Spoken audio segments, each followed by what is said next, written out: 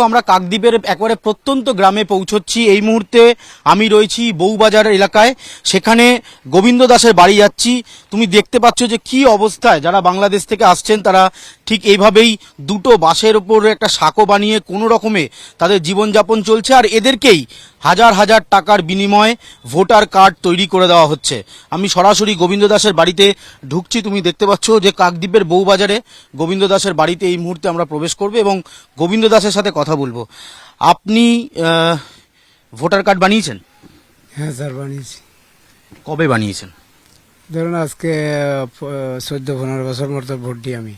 আচ্ছা, 2011-র পর? আমি 30-32 বছর হয়েছে ভারতে এসেছি। ভোটার কার্ড 2011-র পর হয়েছে? হ্যাঁ, 2011-র পর হয়েছে। হ্যাঁ কিভাবে বানালেন? স্যার সত্যি কথা, আমরা সত্যি কথা বললে কোনো অসুবিধা হয় না, এই জন্য সত্যি কথা বলছি। আমি টাকা দিয়ে করছি স্যার। কত টাকা? 17,000 টাকা। আপনার কাছে ছিল না টাকা অন্য কোথাও? সুদের উপর টাকা নিয়ে তারপরে এই ভোটার কার্ড করছি। সুদে টাকা নিয়ে ভোটার কার্ড? টাকা নিয়ে ভোটার কার্ড করছি। কই ভোটার কার্ডটা দেখি। গোবিন্দ দাস 30 বছর আগে পশ্চিমবাংলায় আসা, ভারতে আসা। তারপর তুমি দেখতে পাচ্ছ এই যে voter card, election commission of India. তুমি দেখতে পাচ্ছ নাম হচ্ছে বাংলায় লেখা গোবিন্দ দাস, ইংরাজিতেও আছে।